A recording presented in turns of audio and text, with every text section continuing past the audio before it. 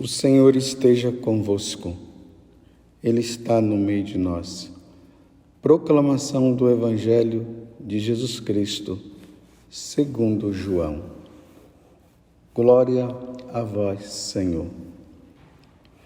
Naquele tempo, disse Jesus a Nicodemos: Vós deveis nascer do alto, o vento sopra onde quer. E tu podes ouvir o seu ruído, mas não sabes de onde vem, nem para onde vai. Assim acontece a todo aquele que nasceu do Espírito. Nicodemos perguntou: Como é que isso pode acontecer?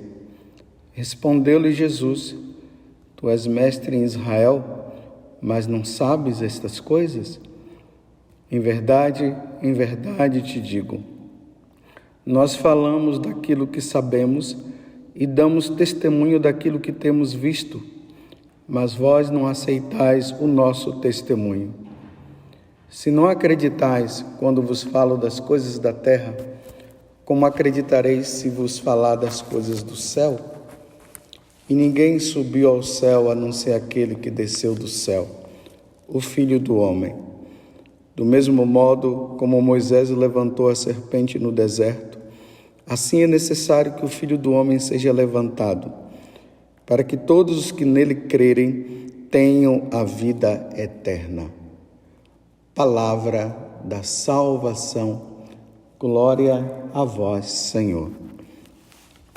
Meus irmãos e minhas irmãs, estamos dentro da liturgia, e isso na Igreja Católica, no tempo da Páscoa. Já se passaram aquele tempo da chamada oitava da Páscoa. Entramos no tempo da Páscoa. 50 dias, a Igreja estará gritando do fundo do seu coração, não um grito externo simplesmente, mas um grito do coração. Aleluia! Esse aleluia nós iremos acompanhar na liturgia das horas, quando nós sacerdotes religiosos e também os leigos, que por livre e espontânea vontade rezam a liturgia das horas, nós vamos vendo ali sempre a palavra aleluia, aleluia. Vem uma antífona acompanhada de um aleluia. O aleluia, essa vibração, esta alegria que brota no nosso coração. É interessante que a palavra, tanto amém como aleluia, é falada em qualquer língua. Em qualquer língua, o aleluia é falado. Esse aleluia será cantado, esse aleluia será proclamado, será anunciado. É Páscoa, meus irmãos. Por quê? Porque aquele que estava morto ressuscitou verdadeiramente. Aleluia. O que vai ressoar dentro de nós são aquelas palavras do anjo. Por que procurais entre os mortos aquele que está vivo? Ele ressuscitou verdadeiramente. Verdadeiramente. E é bom que venha esse verdadeiramente, para não se pensar que seja uma mentira. Verdadeiramente, ele ressuscitou. O que foi transpassado foi ressuscitado.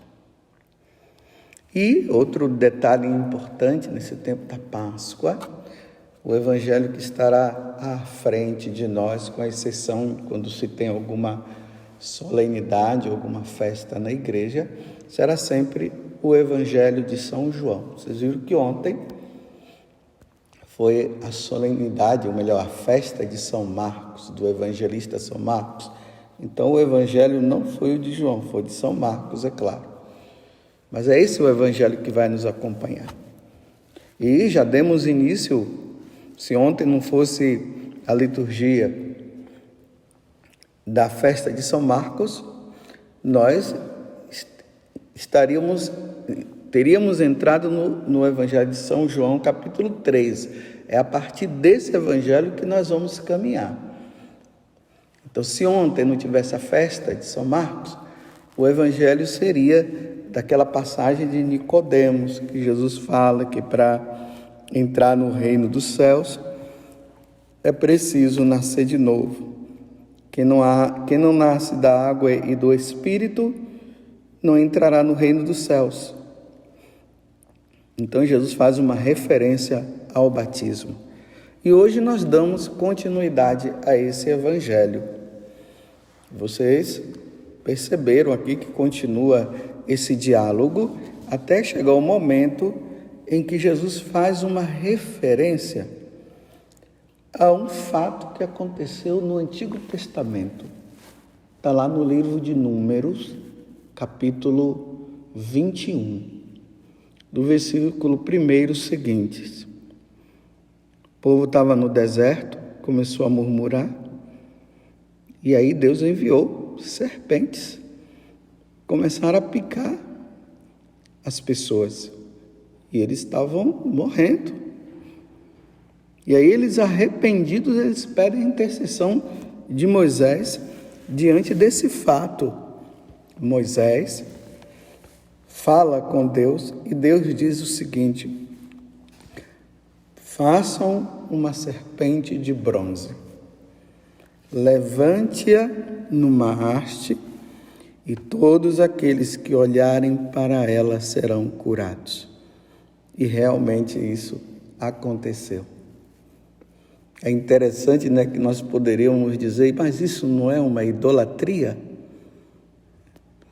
Porque Deus mandou fazer uma serpente de bronze e todos aqueles que olhassem para ela seriam curados. Quantas vezes nós ouvimos esses questionamentos dos protestantes em relação a nós católicos, que nós somos idólatras, e isso não é uma idolatria? Claro que não.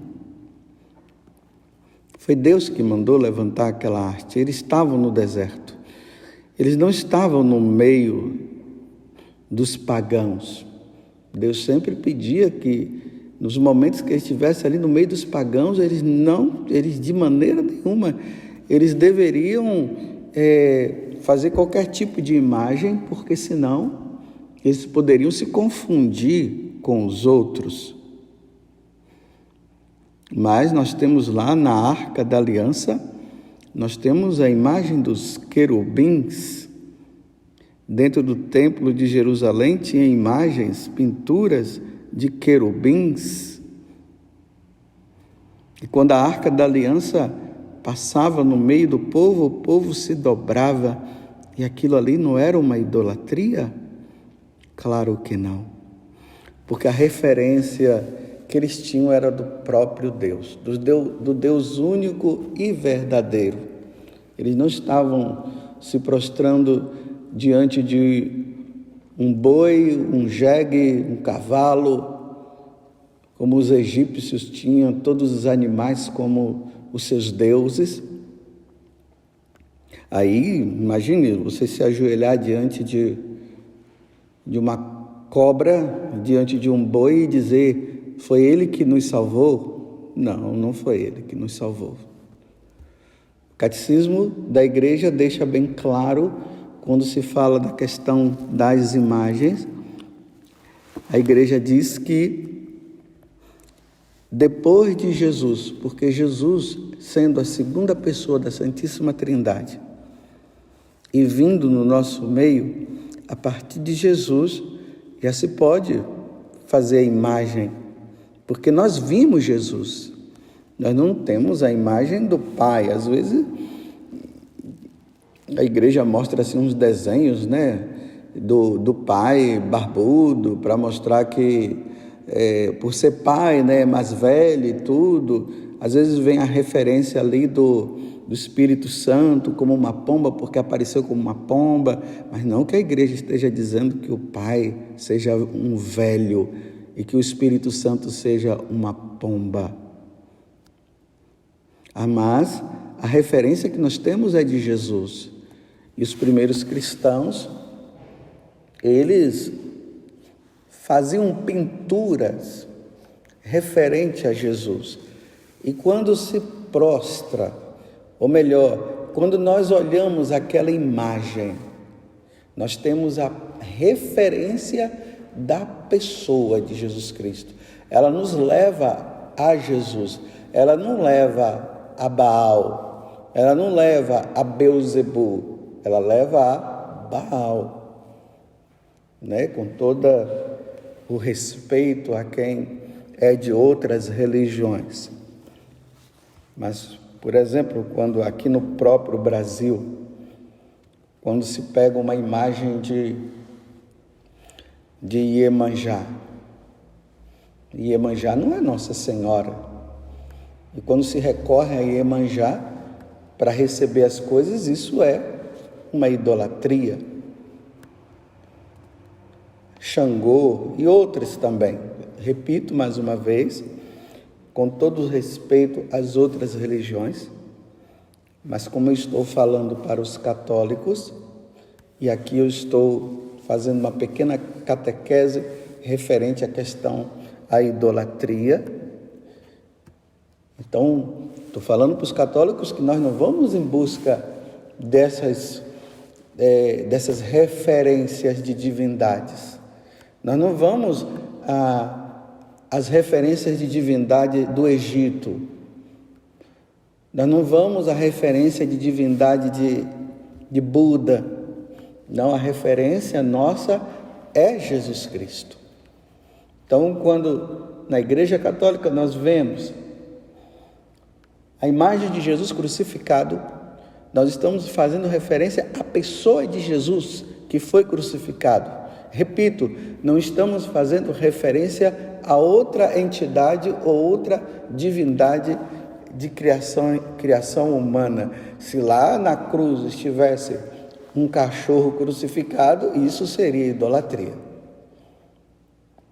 Mas a imagem de Jesus crucificado nos faz lembrar ele que foi crucificado, e a nossa alma se eleva ao Deus verdadeiro que morreu na cruz por nós.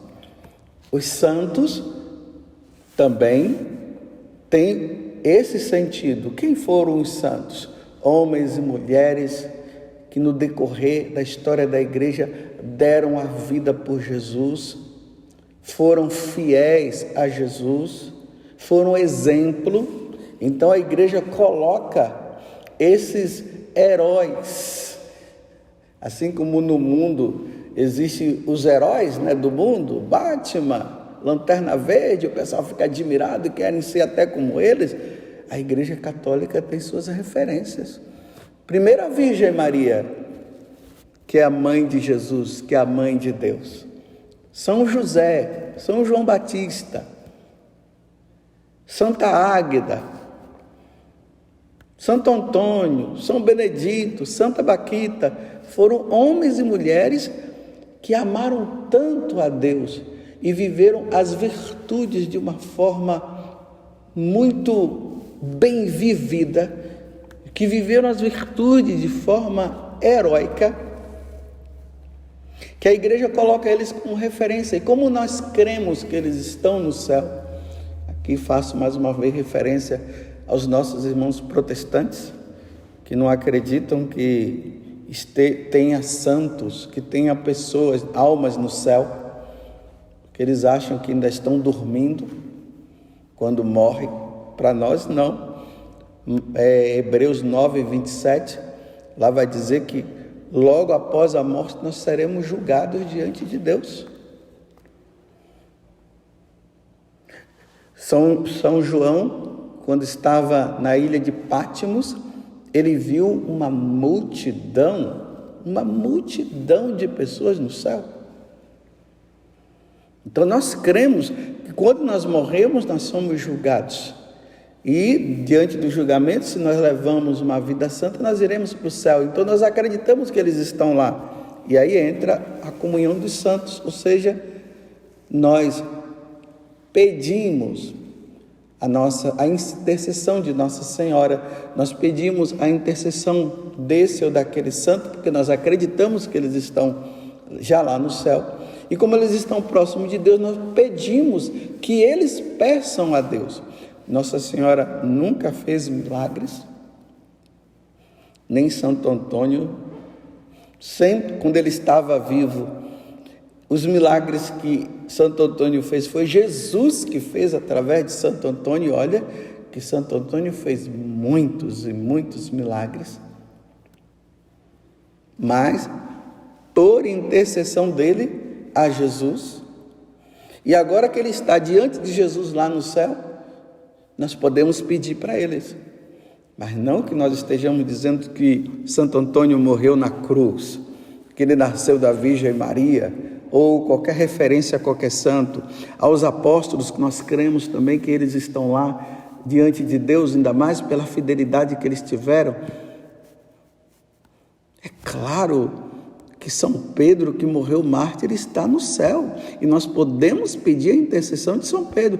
Mas você pode também pedir diretamente a Deus? Claro, a igreja ensina que a gente tem que pedir diretamente a Deus, mas a igreja ensina também que nós podemos pedir por meio dos santos. E se essa é a fé da igreja, essa é a nossa fé. Se essa é a fé da igreja, essa é a fé de nosso Senhor Jesus Cristo. Então nós cremos na comunhão dos santos, nós queremos na intercessão dos santos, e isso não é idolatria. Eu fiz toda essa referência para nós entendermos, né, que Deus, lá no deserto, o povo, como eu já tinha dito, fazendo tantas coisas erradas, e muitos estavam sendo picados pelas serpentes. Deus mandou que fizesse uma haste, e todos aqueles que olhassem para aquela, ou fizesse uma serpente, colocasse numa haste, e todos aqueles que olhassem para aquela serpente seriam curados.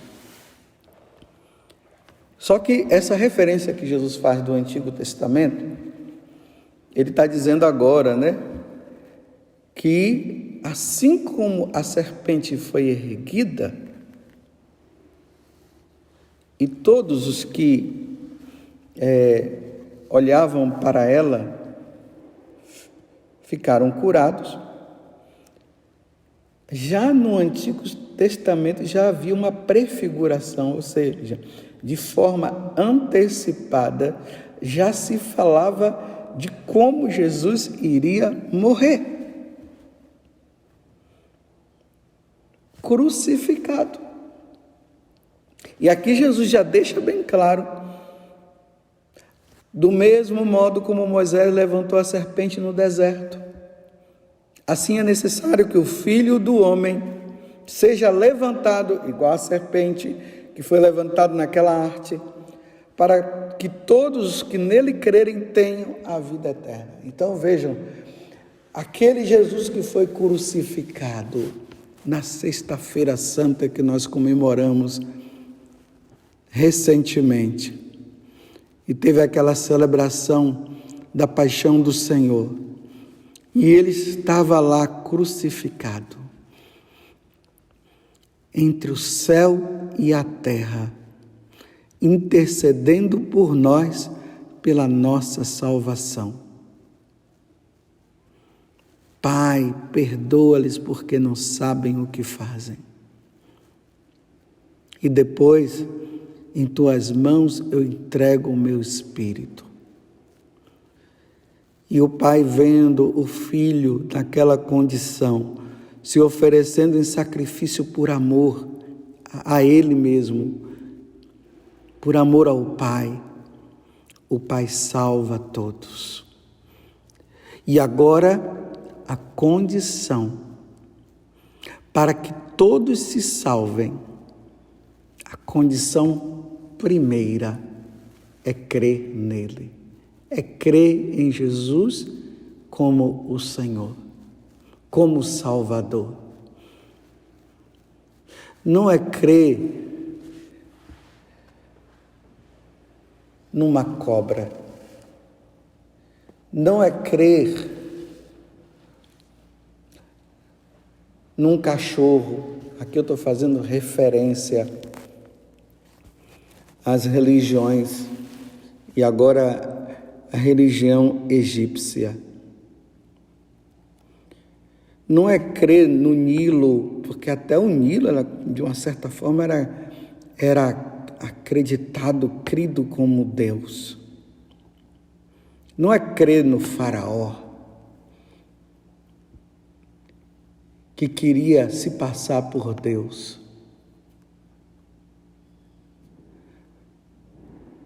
Não é crer naqueles deuses indianos.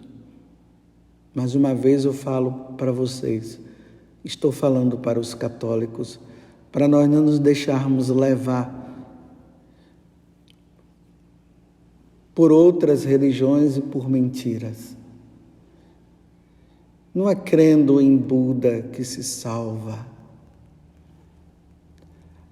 A única forma de nós nos salvarmos é crendo na Santíssima Trindade, o Pai, o Filho e o Espírito Santo, na pessoa de Jesus Cristo. Ninguém vai ao Pai senão por mim. Todo aquele que nele crê tenha a vida eterna. Vocês entendem, meus irmãos, o porquê que Jesus mandou pregar o Evangelho a todas as criaturas? Não foi simplesmente lá para falar de uma coisa, de um fato que aconteceu lá em Jerusalém, um homem muito bom que morreu na cruz. Não, aquele homem que morreu na cruz, que foi erguido, é Jesus Cristo, é Deus. Ele, com o sangue derramado na cruz, ele salvou a todos. E a condição agora para se salvar é todos se voltarem para ele. Todos os povos, todas as nações, precisa se voltar para ele e crer nele. E aí, quando se crê em Jesus, se é batizado e passa-se a pertencer à Igreja Católica.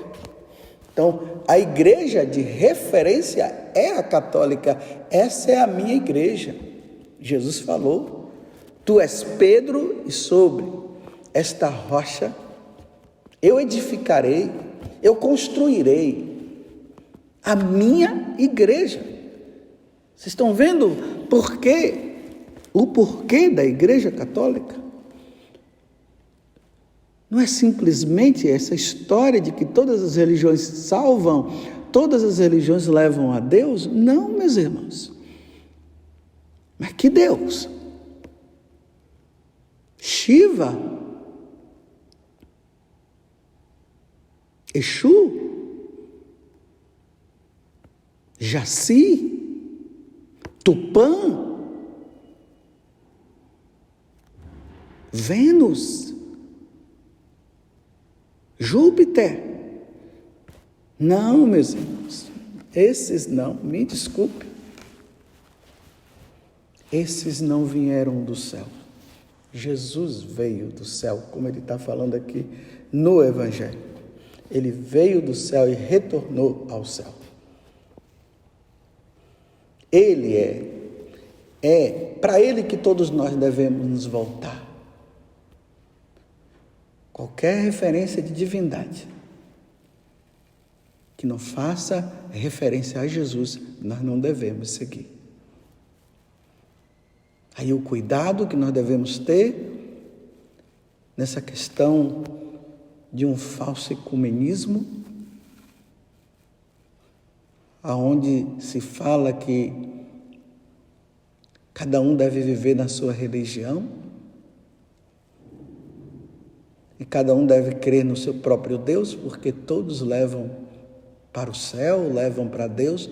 Não, meus irmãos, não é isso que Jesus nos ensinou. Não é isso que nós lemos nas Sagradas Escrituras. Não é isso que os santos padres nos ensinaram. Não é isso que está no Catecismo da Igreja Católica. A referência é Jesus Cristo. E ele mesmo está dizendo: do mesmo modo como Moisés levantou a serpente no deserto, eu já fiz a explicação, assim é necessário que o Filho do Homem seja levantado, para que todos os que nele crerem tenham a vida eterna. E aí eu me recordo que quando aquele soldado pagão, ele enfiou a lança em nosso Senhor Jesus Cristo crucificado, e dali saiu sangue e água, ele se prostrou no chão e disse: verdadeiramente, ele é o Filho de Deus. Ele adorou e reconheceu que Jesus Cristo é Deus. Ele creu. Então, naquele momento, ele ganhou a vida eterna. Vamos relembrar de alguns momentos atrás que aconteceu antes desse episódio do soldado. Estavam lá crucificados do lado de Jesus 2 bandidos, 2 assassinos, e um deles começou a blasfemar contra Jesus, falando um monte de coisa. Aí o outro disse: vamos parar com isso. Eu estou usando as minhas palavras. Vamos parar com isso. Nós merecemos estar aqui porque nós fizemos coisas erradas. Mas ele é justo, ele não fez nada disso. Ele olhou para Jesus e disse: Senhor, quando tu estiveres no paraíso, lembra-te de mim. E Jesus disse: hoje mesmo estarás comigo no paraíso. Ele creu em Jesus. Naquele momento ele estava fazendo a profissão de fé. Vocês estão entendendo? Vocês estão entendendo, meus irmãos, como é necessário que todos os povos se voltem para Jesus e creiam nele como Senhor e Salvador? Graças a Deus, você que está me ouvindo, você crê, e eu também. Muito obrigado, Senhor. Nós cremos, Jesus Cristo é o Filho de Deus, Ele é Deus, Ele é o Senhor. Eu creio, e por esta fé eu morrerei. Essa é a fé nossa. Louvado seja nosso Senhor Jesus Cristo, para sempre seja louvado, e a nossa Mãe, Maria Santíssima.